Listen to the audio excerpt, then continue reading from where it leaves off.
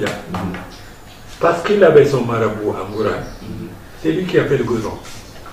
Goudron bi dugg ci biir géew. bi dem na Ngourane. Ngourane, c'est à cause de Mamadou Dia. C'est à cause de moom parce qu'il avait son marabout. Il avait son marabout là-bas, c'est tout. su du woon loolu goudron boobu du am. Donc bi ñuy def la route nationale, la route Dakar-Saint-Louis là. ñu goudronné, c'est lui qui a fait que. mu am embranchement boobu jëm ba Ngourane. moo sauvé la vie. Avant c'était une piste. Comme yow jamono nga fay nekk te fekku la seetlu yi am foofu ñuy commencé. non pas du tout. bi ñu fiy jógee foofu ay teen rek la ñuy ay teen. parce que le château d'eau est tout récent. ay teen la woon ñëpp dañ doon wut. et il avait les bras. Donc je crois que c'est un problème structurel qui est là, qui fait que Géoul a du mal à se développer. Voilà, donc et puis présentement, donc, alors, structurel, les problèmes structurels, parce que c'est vrai qu'également, Géoul, vu ancienneté du Mouam,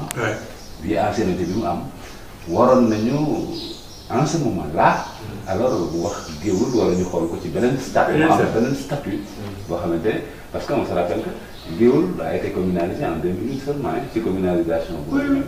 C'est étonnant. waaw donc l'autre problème mooy que ni li nga wax léegi l'émergence d'un homme politique boo xam ne day am une envergure nationale. Et pourtant le jeu politique est très ancien à Géoul. Très ancien. Alors, et je vais vous raconter des scènes. Pour vous dire, li nga wax léegi ci exemple bi ngay jël ci Doudou Gueye. Doudou Gueye dem nañu ba benn moment il fut par exemple presque le ténor de la politique. Mais c'était au niveau local, avec le Parti socialiste. Je ne peux pas l'imaginer parce qu'il était très timide. Voilà. Mais non, donc c'est lui qui était devenu président maintenant, le ténor pour le Parti socialiste. Le jeu politique est ancien à Géoul. Je vais vous raconter deux scènes.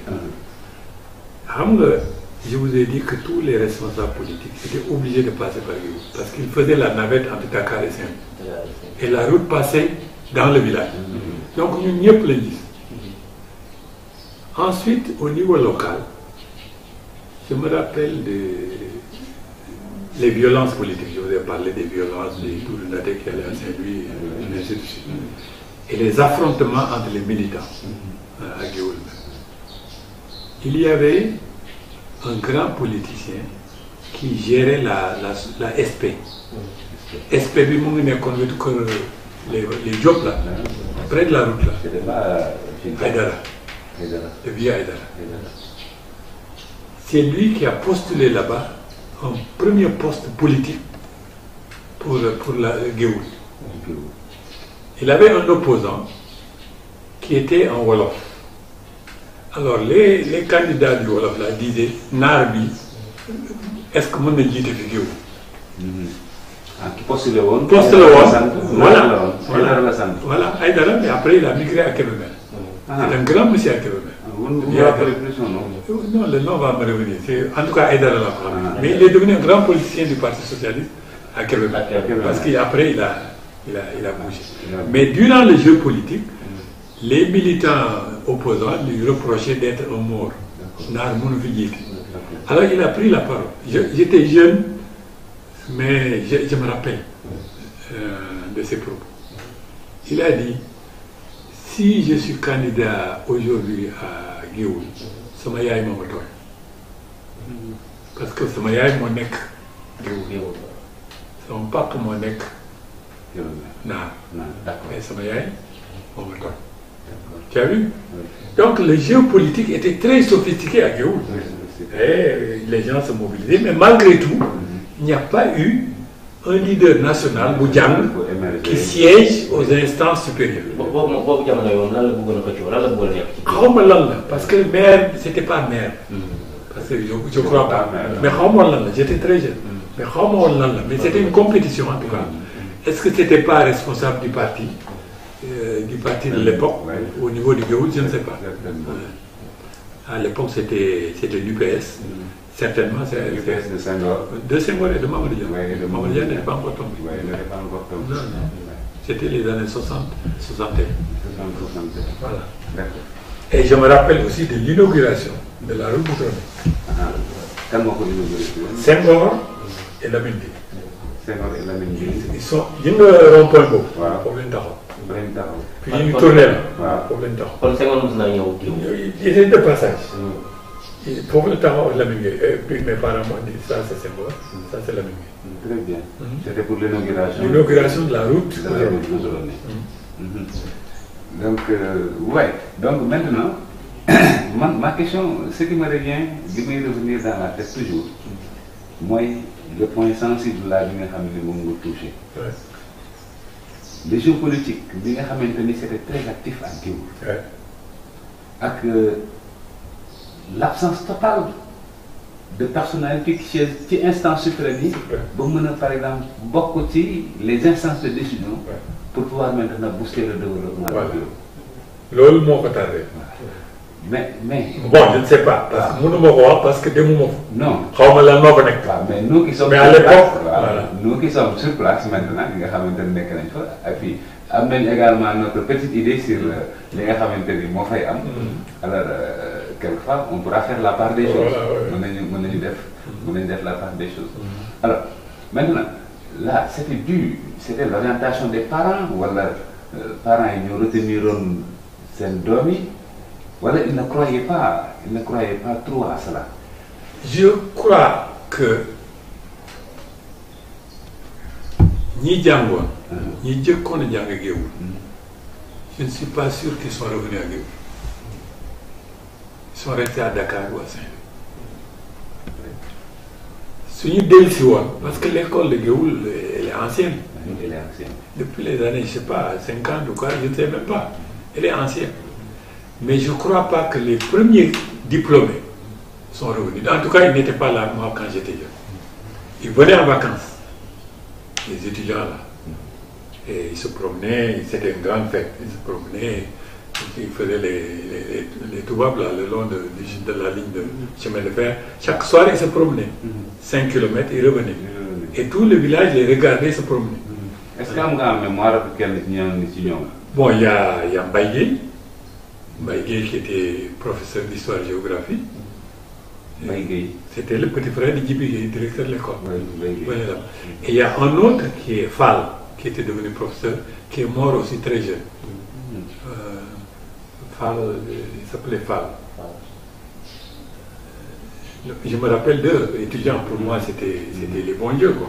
Parce qu'ils revenaient de l'université, c'était en France, et ainsi de suite. C'est ñoom daal la fatigue. ndax jàpp nga ñoo xam ne yaa ngi ñëw ngeen a bokk na école ñu génnoon Géoul te yàlla mënal leen dara ñu nekk fa ñu nekk te dellusiwaat waaw xaw ma daal dellusiwaat nañu xaw ma ne mais en tout cas ñi ma jàppoon. mooy ñi ma bokkaloon classe. te ils étaient brillants. Il y avait deux frères Cissé. L'un était Abdourahmane Cissé et son petit frère j'ai oublié. Ils étaient très brillants.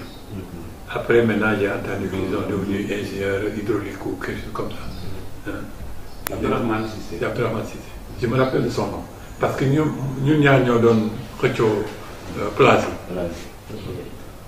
yi. ñooñu daal la. Comme pour dire que yow autant également vous étiez très brillant. J'étais pas mauvais. J'étais pas mauvais. J'étais pas mauvais. Et c'est dû à l'encadrement. Parce que j'étais encadré par le chef de gare et tout ça. C'était dû à l'encadrement. Je voyais Paris-Dakar sans pouvoir lire.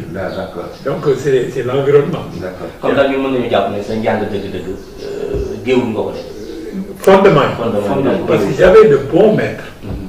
Donc soo mënee grammaire en fait je peux dire soo jàngee bu baax C1 non CP1 ba CE2 nga am la grammaire mën nga dem fu nekk. Le reste c'est des compléments. Mais kooku soo ko raté rek c'est fini. Or ces fondements là je les ai eu à Géoul. Ces fondements. Très bien. Alors moi j'en retiens d'abord li nga xamante ni mooy sookul bi dëgg sax mooy la socialisation bi nga wax avec melting pot boobu nga nekkoon et cetera parce que dox yónneent yi gis les politiciens donc waaw donc yooyu noonu da lay forger. day forger yónni nañu fu nekk et je ne pouvais pas distinguer les groupes ethniques. Très bien. Donc ce mélange-là, brassage beau. C'est ça que j'ai acquis à Guillaume. Très bien.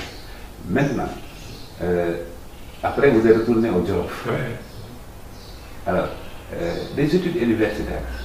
Alors, quelle fonction as-tu occupé à l'intérieur du Sénégal, à l'extérieur du Sénégal? Oui, donc je suis retourné au Jolof, où j'ai fait le certificat d'études et l'entrée en sixième. J'ai eu le certificat d'études au CMA. Au CMA.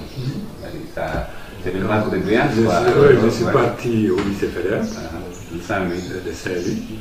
Après, j'ai fait l'université de Dakar. J'ai fait l'histoire d'abord. Histoire, je suis d'abord historien. Ensuite, j'étais formateur à l'école normale supérieure, former les professeurs. Et après, j'ai démissionné, soudainement. Après combien d'années d'exercice? Alors, j'ai démissionné en 85. 85? Oui, 85, j'avais 33 ans. 33 ans? 32 ans. 32 ans? Oui. En 85? J'ai démissionné parce que je me retrouvais à 32 ans avec seulement 3 heures de cours par semaine. Comme formateur. À 32 ans? J'étais devenu paresseux. D'accord. Je me dis, déjà. yow daal maanaam da ngaa xeeboon li nga doon jàngale. xeebuma ko mais j'étais pas occupé. da ngaa bëggoon a occupé daal affaire bi. waaw parce que dama xam ne lii. su ma ci wéyee damay gaaw a màggal. parce que je n'avais que 3 heures de cours par semaine. 3 heures de cours par semaine. Et les grandes vacances, après tu vas faire quoi? Le syndicalisme, coow fii dugal fi j'ai démissionné. Tu fus syndicaliste? Oui, je suis membre du Sud-Est. Membre du Sud-Est? Du Sud-Est. Dans Castro? Non, Castro est venu après moi. Bon, il était à Kaolack. Mais j'étais avec les Mamadou Noé et les Abdoulaye Bathily. J'étais le représentant du Sud-Est de la Ziguinchor. Donc tu as milité dans le parti politique? Oui, milité à l'ALD. Je suis membre fondateur de l'ALD. Membre fondateur de l'ALD. Alors, est-ce que tu peux nous... Non, attends, on finit le cursus d'abord. Pourquoi j'ai démissionné? Voilà. Donc je me suis retrouvé, j'ai dit, mais Lila, je risque de vieillir très vite. Et à l'époque, il y avait l'ajustement structurel. L'ajustement structurel. Soit les économistes disent tais-toi, xam-le économie. Ñoom rek ñoo doon teg di ndawal fii l'ajustement c'est ceci c'est cela. On est dans ni je vais comprendre ce qu'ils disent. Donc je démissionne et je commence de nouvelles études en sciences économiques. Je vais aux États-Unis. ma ne ñoom fi ñuy tibbee foofu lay def. Donc au lieu que may def économie à partir d'une traduction, je vais faire l'économie avec les Américains. Donc je suis parti, il y a une chance. Il y a une bourse Fulbright, je suis parti aux États-Unis. Comment êtes-vous parti? Mais c'est par accident. C'est quelqu'un, à ce moment-là, j'étais responsable de l'association des professeurs d'histoire-géographie du Sénégal. Il y a le représentant du centre culturel américain qui m'a vu dans les débats. À chaque fois que j'intervenais, il avait remarqué ça. Mais moi, je n'étais pas conscient qu'il me regardait. Un jour, il vient me dire, ta place n'est pas ici. Je vais t'aider à aller aux États-Unis. Si je vais aux États-Unis, ce n'est pas pour étudier l'histoire, c'est pour étudier les sciences économiques. Il n'y a pas de problème. Il m'a trouvé une bourse. Je suis parti. J'ai recommencé mes études à zéro, jusqu'à avoir un doctorat en sciences économiques. Après, maintenant, j'étais à la Banque mondiale, jusqu'à ce que je revienne ici. Vous avez servi dans quel pays? J'ai servi à Washington pendant 10 ans. J'ai servi en Afrique australe pendant 16 ans. 16 ans. En Afrique australe? En Afrique australe, Botswana, Zimbabwe. Zimbabwe, d'accord. Pendant 16 ans avant de revenir ici. Mais à Washington, vous avez fait 10 ans? J'ai fait 10 ans. À Washington. Alors, donc, vous avez déroulé au Sénégal? J'ai rien fait. Vous avez déroulé au Sénégal? Je suis devenu éleveur. Wow, c'était en quelle année? 2010. 2010? 2010 nga ñibbi ci Sénégal. Je suis éleveur. xam nga pël moom su sàmm rek. waaw pël moom day sàmm. pël moom day sàmm. Et puis le noir sonne bien avec ça. Voilà, donc ça sonne bien avec cela. Donc voilà un peu le cursus universitaire. Maintenant le cursus politique, j'ai commencé à militer à la LD. À la LD. En tant que membre fondateur. Comme membre, bon, parmi les premiers. Je n'étais pas responsable, mais parmi les premiers militants. Avec Ablaye Bathily-Niang, et Mamadou Ndoye, et Babacar Sané, et Mbaba Guissé, et tous ces gens-là. Et j'ai eu une très bonne formation politique. Mais après, je me suis rendu compte que mën nga wax dëgg ci politique, mais les gens ne te suivent pas. Tu es minoritaire, bien que tu sois convaincu que c'est la bonne voie. Le peuple n'était pas avec nous. Ça, c'est la gauche. Oui, il n'était pas avec nous. C'est la gauche. Donc je me suis dit, mais tu ne peux pas transformer un pays si tu n'as pas la masse avec toi. Donc j'ai dit, j'ai laissé tomber les activités politiques. Comme ça. Comme ça. Mais jotuloo occupé benn poste politique au Sénégal. Non, pas du tout. Pas du tout. Donc temps bi nga xamante ni LD mi ngi ci vraiment dooleem bu métti. J'étais pas là. Ah j'étais parti. boo fekk na nga bàyyi. Dem na. boo fekk na nga Ok, je suis parti en 85. En 85. Et je suis revenu en 2010. mais jamono yi nga toll sa xel nekkul ci jéem a delluwaat ci politique bi. Non, pas non, fi nga nekk. je crois que nit dafay xam jamono. C'est les jeunes qui doivent faire la politique. Parce qu'il s'agit de leur avenir. Quelqu'un qui a déjà fait son avenir, il peut seulement conseiller les jeunes. Mais il ne peut pas diriger les jeunes. Parce que d'où xam seen soxla. Mais ça c'est vraiment une position de sagesse. Et contrairement à ce que nous voyons maintenant. Oui, mais c'est-à-dire. Voilà, man foofu laa lay bëgg a interpeller.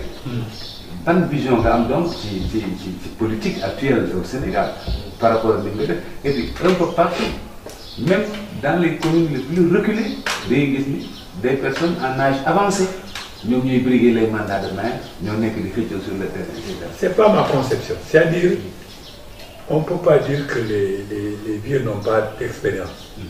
Moi, j'ai fait tous les pays africains. Tous les plans de développement, je sais. Am naa xalaat comment le Sénégal doit être dirigé. Parce que j'ai vu d'autres commettre des erreurs. Mën naa wax ne kii soo ko defee. Je suis comme un mécanicien, tu m'amènes une voiture, mën naa ko réparer. Tu me montres n'importe quel plan de développement, mën naa la wax lii lay jur. Mais j'ai pas l'énergie pour aller lutter. Plus l'énergie. Oui. Tu me vois dans la campagne là en train de dire à 70 ans, c'est pas possible. Donc c'est un jeune qui doit faire ça. Maintenant, moom soo amee ba nit ñi wóolu ko mais il peut solliciter mon avis. Loo xalaat ci lii. Fekk moi je n'occupe aucune fonction. C'est comme ça que je vois mon rôle. ñu dégg sa wax sànq yaa ngi wax wàllu ndimbal mu ne nga wax ne dafa am ku la jàppale woon nga génn ndax sa xel ni kii xool fi nga xam ne moom nga nekkoon a basé muy Géoul nga am ñoo xam ne xalaat nga jàppale leen ci foofu ñu yëngu wala ci développement Géoul. Oui, d'abord quand je suis rentré j'ai pris contact avec Mbaye Seye et le maire Serigne Mbaye. Voilà. Serigne Mbaye ma ne ko lenn laa bëgg terrain à l'angle la nga virage boobu fi ñu jëkkoon dëkk laa bëgg benn terrain. C'était ma première expression depuis 2010. bi nga ñibbisee Sénégal. bi ma ñibbisee en 2010 man leen terrain laa bëgg boobu parce que quand même Géoul a contribué à ma formation. su ma fa defee terrain nag amaana je reprends contact avec les gens, je fais quelque chose ou autre. Ça, c'est une possibilité. Deuxième chose, je tiens à cette école. Comment la rénover? Je ne sais pas dans quel état elle est. Est-ce qu'elle est fonctionnelle? Je ne sais pas. Donc, ça, c'est une action possible. Conseiller les gens qui veulent faire quelque chose, ça, c'est une possibilité. Donc, il y a mon niveau. ndax da ngaa am buntu booy jaar wala dafa am lu ñu dégg ko rek ba jéego yooyu nga xam ni commencé woo ko dox. waaw dama am ñu ma ndëgër parce que fi ma juddu aussi fi ma sama cosaan aussi. am na lu mu fa commencé. Voilà mooy Jolof. Il y a des exploitations là-bas. Parce que je veux montrer à mes parents comment faire de l'élevage moderne. Parce que tant que ku juddu foofu nekk sàmm. dellusiwul foofu wax leen nan la ñuy def duñ leen gëm.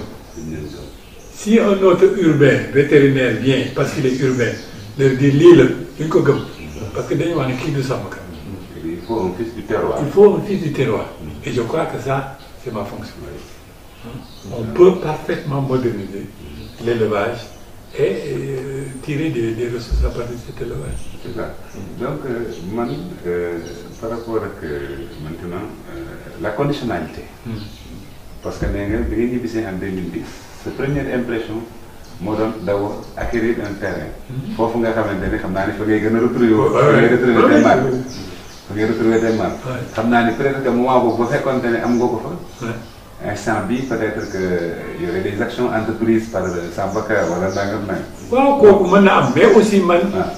c'est-à-dire que quand même ma famille a contribué à Géoul. chef d'équipe. des cheminots. ñu xàmmee ko foog bu baax parce que soo nee Demba Ka rek ñëpp xam nañu kan mooy Demba Ka. demoon na ba ubbi fi boutique. wetu Samba Law. seen boutique ñoo taxal ko. xam nga nekk éleveur ba ubbi boutique Géoul. c'est que tu avais été ambitieux. donc que tur bi effacé wu noonu. ça me fait mal. donc restaurer le nom. On dit voilà, au moins la famille K est toujours là. Ça c'est que pour moi c'est quelque chose d'extrêmement important. Oui, parce que man personnellement sur ce plan-là dama la ci encouragé bu baax. Parce que simplement alors bi ñu jëlee contact ak yow. nga xam ne war nañ ci ñëw. alors sur mes petites enquêtes. nga xamante ne doon nañ ko am quelques notions ci Samba Ka. am naa toute difficulté à retrouver koo xamante ni alors de mémoire mi ngi lay fàttali. oui non c'est vrai j'ai quitté très tôt mais. mais nag parce que quitter 62 c'était pas évident. oui mais en fait c'est vous êtes loin de soupçonner. que am naa fa mbokk. parce que Géoul soo ne tey la famille Guissé. la famille Guissé. Kippu ba. Ndeykat yi Guissé. waaw. ñu ñoo yaratoo wetu képp bi rek ba léegi la famille la ñoo yaratoo. ndeykat yi gisee mooy la famille de. xam nga kuñ ko tuddee. ndeykat yi Sarr. moom lañ ko tuddee. donc j'ai des vestiges de parents là-bas. Mais effectivement le nom est complètement effacé. Mais je suis sûr que mes promotionnaires qui vont voir cette vidéo-là vont bien se rappeler de moi. Mais bien sûr. Mais xam naa ni wax ni Samba Ka peut-être que. Non. Ou bien man peut-être que ma tombé wul sur la bonne personne. Oui, non, mais c'est sûr. Mais ou bien les promotionnaires sont là. Baye Sey, c'est comme ça qu'on s'est retrouvés. On s'est retrouvés. Voilà. Maintenant, on revient ci li nga xamante ni mooy Géoul en tant que tel. Alors li nga ci wax. C'est vraiment un constat. Un constat malheureux. ba tey jii Géoul tarde à prendre son envol. Bien que Géoul des années 62 ak léegi moom y a une nette différence. Parce que léegi bi ngay wax yaa ngi wax dispensaire. Voilà. Maintenant on parle de centre de santé avec un médecin. Voilà donc am nañu ay dentistes qui sont là-bas des ophtalmos. Voilà sur place. L'école de Géoul 1, à 3 classes en temps. Maintenant, l'école est à 12 classes. Et puis Géoul compte maintenant 5 écoles. Avec un lycée. J'ai vu à l'entrée là, il y a une grande école. Oui, avec un lycée, un collège, et puis etc. Mais quand même, vu le statut Géoul, waroon na mën a passer fii. Maintenant, yéen ñi nga xamante ni. Yàlla dimbali na leen vous avez acquis de l'expérience. De par votre formation professionnelle. ak yéen am ngeen expérience. alors ñuy xaar par exemple maintenant ci yéen pas xaar ci yéen sax mais souhaiter bénéficier un peu de votre expérience. pour booster le développement Oui, je me rappelle. Parce que li nga wax ni est-ce que changé wul maintenant. Parce que à l'entame de ton propos nee nga la richesse à Géoul c'était d'abord l'arachide. C'était d'abord l'arachide, mais c'était d'abord également la position de l'arbre national sur le récolte. Et loolu lépp nekk nii dafa mel ni changé na. Les terres sont appropriées maintenant. Et puis terres yi ñu daan cultiver la majeure part des terres maintenant également est habitée maintenant. Parce que la population l'urbanisation. Alors maintenant, selon vous, il y a un axe. Maintenant, là, pour vraiment booster le développement de Géoul. Un jour, j'ai quitté ici. Je suis arrivé à Géoul pour prendre l'essence à la station Elton.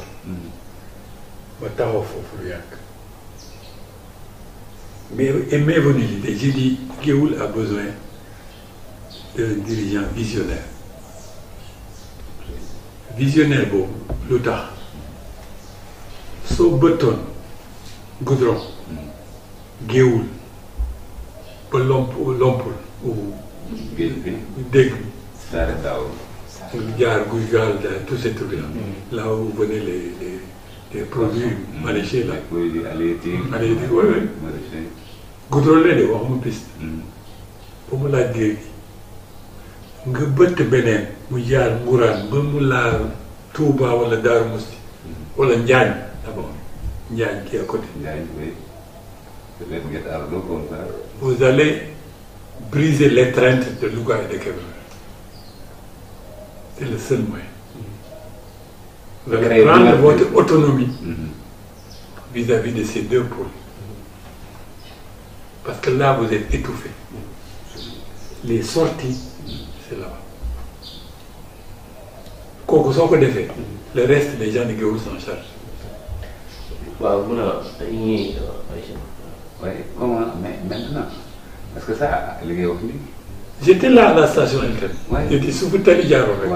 Bëtt des deux côtés. C'est fini pour le développement de Géoul. Mais li ngay wax nii c'est un grand projet. Mais il faut avoir un leader ambitieux. Oui, pour le Géoul. Oui, c'est un grand projet. C'est un grand projet boo xamante ni bu fekkoon tey jii parce que li nga wax source de contrainte la l'étreinte bi nga xamante ni entre de Louga et de Kébémer tànc ko nii donc. il faut que Géoul prenne son autonomie par rapport à ces deux villes. Ça c'est un premier axe de développement boo xamante ni bu fekkoon tey Géoul am na ko dina mën a am autonomie.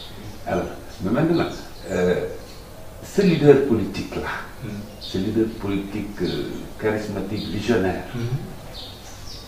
Alors, est-ce que yaakaar nga ni Géoul mën na ko war na ko mën a am. non war na.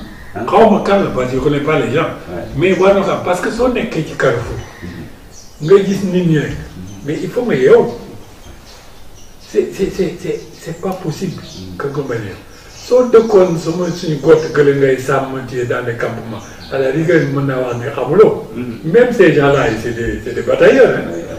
Mais Géoul, tu vois les voitures rouler, tu vois la technologie, nga gis lu nekk. Mais c'est pas possible que le leader n'émerge pas de là-bas, c'est pas possible. Je n'arrive pas à me l'expliquer. Je n'arrive pas. Mais syndrome bi daloon syndrome ba fa nekkoon bu yàgg ba tey ñi nga xamante ne ñoo ko jàngoon ñu tuddee leen les intellectuels les élites génnoon c'était des universitaires. dem ils sont pas revenus. Est-ce que du loolu également ba tey moo topp mbiri wala boog ba tey ñi nga xamante ni ñoo fa nekk ni nekk ci instance de décision yi est-ce que ñoom aussi ñoo tijjiwul brèche yi pour préparer la relève ou bien donc c'est la jeunesse qui n'est pas très consciente que dafa war a prendre le destin de Géoul alors pour booster le développement. Moi je peux pas me prononcer dans les détails parce que xaw ma dynamique. mënuloo wax ne gëj nga dëkk 58 ans après tu dis voilà. dëkk bi nii la mel. mais sur une vision globale. Mais je sais que la solution c'est ça. kooku moom. je sais que c'est ça. Celui qui fera ça va développer Géoul à jamais.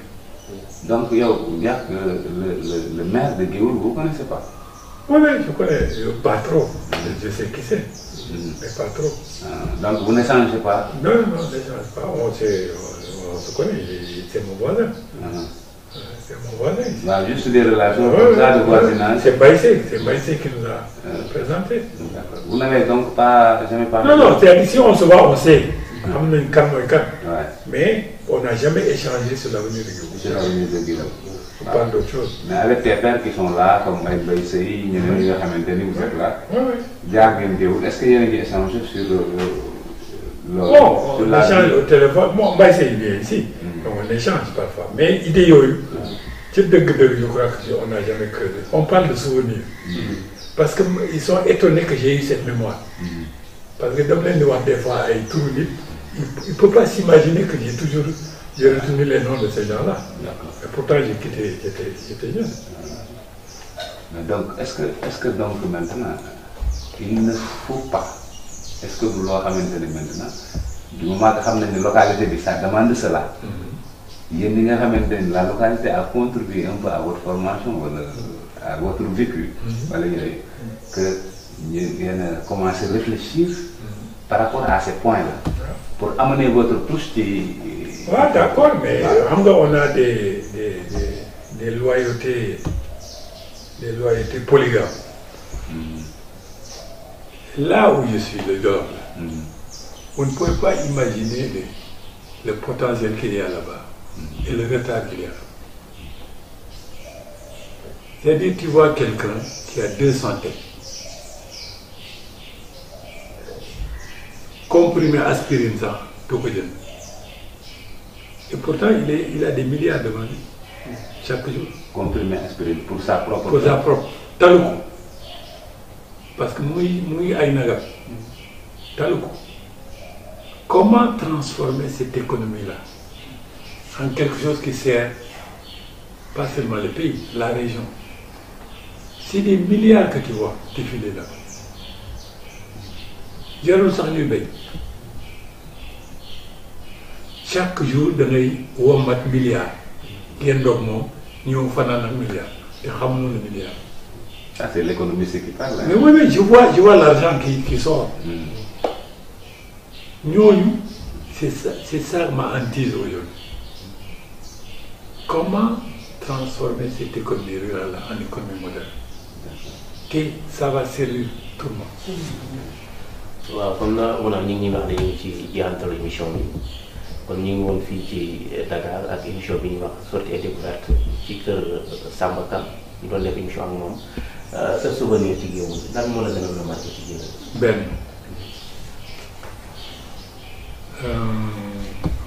comment l'exprimer bi ma nekkee CE1 c'était au mois de février. J'ai eu la rougeole.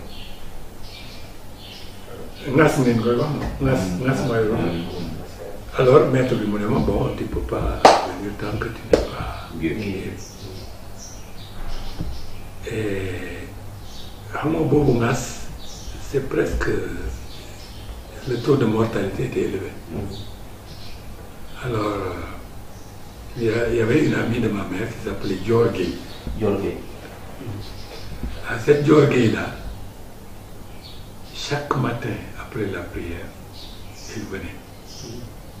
Parce que ma mère était tellement découragée, elle ne pouvait plus s'occuper de moi.